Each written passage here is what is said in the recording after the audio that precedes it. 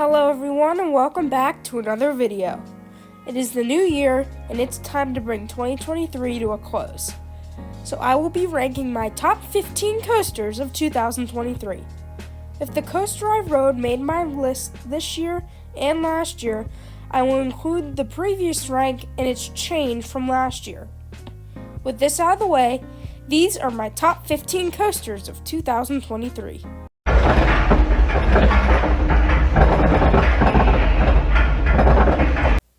Number 15 is Gatekeeper at Cedar Point. This B&M wing coaster is a graceful ride with nice inversions. The ride is butter smooth and the ride time is quite long. The near misses with the keyholes are also top notch. Lastly, the wing over first drop is really fun.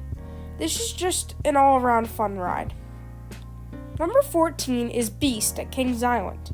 This in-house made wooden coaster is a nice ride with a long ride time, but it is quite rough. Those helixes are pretty rough, mainly. I rode it 3 times throughout my visits to Kings Island this year, and the third ride made my head hurt. I can appreciate this ride, and I didn't get a night ride, but I got a sunset ride, which was awesome. Hopefully next year this ride can hold its ranking. Number 13 is Phantom's Revenge at Kennywood. This Morgan Hyper is an Airtime machine. I rode it a bunch of times this year and I've really enjoyed it. The ride even moved up to my number 1 at one point, but there are just better coasters that I rode this year. Those Airtime hills are very aggressive and give some nice ejector, but this ride is just too short to be any higher. Number 12 is Steel Curtain at Kennywood. This is an S&S Hyperlooper, and it is a nice ride with intimidating inversions and a great 0G stall. The ride just doesn't really do all that much for me.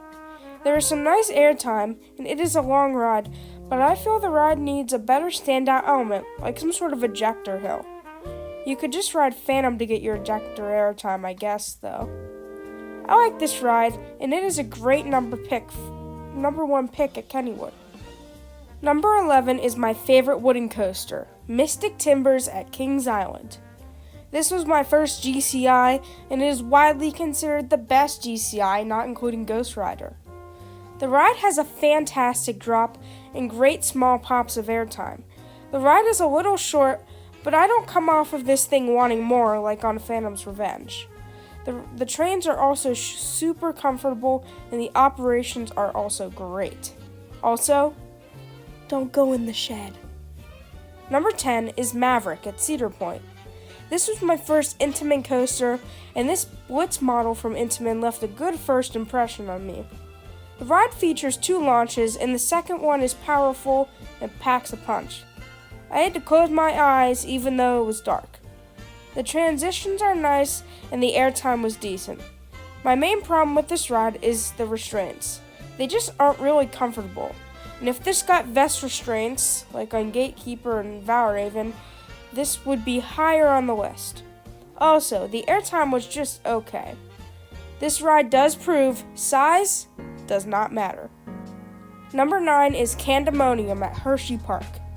This B&M hypercoaster is a solid ride. The floater airtime is nice, but the trims and length really kill the ride in my opinion. Also, the airtime in the front wasn't all that good. I did really enjoy this ride, but it falls short in many ways for me. But shout out to the B&M clamshell restraints. Very comfortable. I go more in depth on this ride in my Hershey Park trip report video.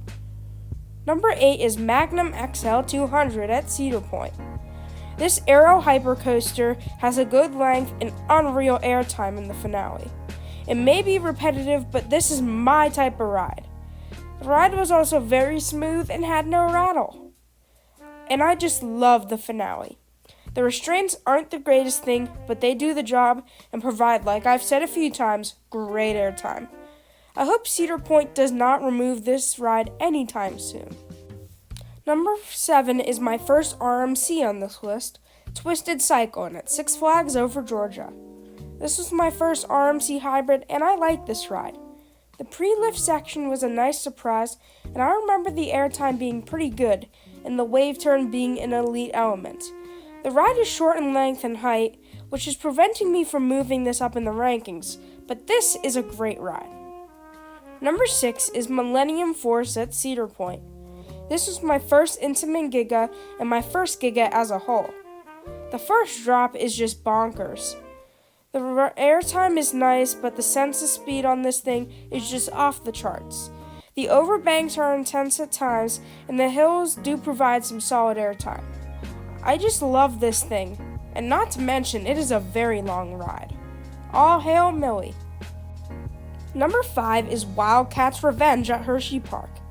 This RMC hybrid coaster is a great ride. The inversions are great and the airtime is awesome. The camelback is elite and I love the 0G stall. The second half is pretty weak, but the first half is amazing with great elements after great elements. The ride is pretty long and you cannot forget how good that first drop is too. Great airtime on that thing. This is the best coaster in Pennsylvania. Number 4 is Diamondback at Kings Island. This is my first and favorite B&M hypercoaster. The ride is super long. There is plentiful floater airtime throughout the entire ride, and the splashdown at the end is fantastic. The ride is relatively smooth except for at the bottom of the first drop, which had a bit of a rattle, but nothing much to complain about. This ride is pretty much perfect, and it's hard not to have fun on this thing. Now for my top 3. Coming in at the 3 spot is Steel Vengeance at Cedar Point.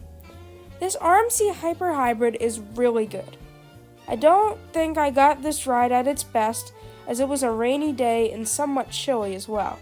But man, this ride is awesome for what I got. I love the first overbank airtime hill, and the inversions mixed in are great. The finale is just crazy with so many airtime hills. This is probably the second best ride in terms of airtime that I've ever ridden. The trains are very comfortable, and this ride is basically perfect for me. I will certainly get more rides on this thing next year, and don't be surprised if this tops my list at this time next year. Number 2 is Orion at Kings Island. This B&M Giga Coaster is fantastic. The 300-foot drop, which makes this ride a Giga Coaster, not a hyper coaster, is great, and my front row night ride really shows the sense of speed. The airtime is decent, but this ride is just great all around. It is just pure fun from start to finish, and the wave turn-like element is the best example of this ride just being fun. I love this thing, and it isn't the most popular opinion, but this is the best B&M that I've ridden. Well, for now at least. Number 1 is Potato Patch Bumper Cars at Kennywood. Oops, my fault. I thought this was the list for bad additions. Number 1 is actually Twisted Timbers at Candemonium. This RMC hybrid has the best airtime I've experienced, as it was a hot summer day. The barrel roll down drop is also great, and this ride is just my type of ride. Just non-stop airtime, which who could complain about that? This is my number 1 for this year, and this ride is truly amazing. That's it for this video. Thanks for a great 2023. I appreciate all who watched this year, and much more content will be coming in 2024. Have a happy new year, and I will see you in the next video.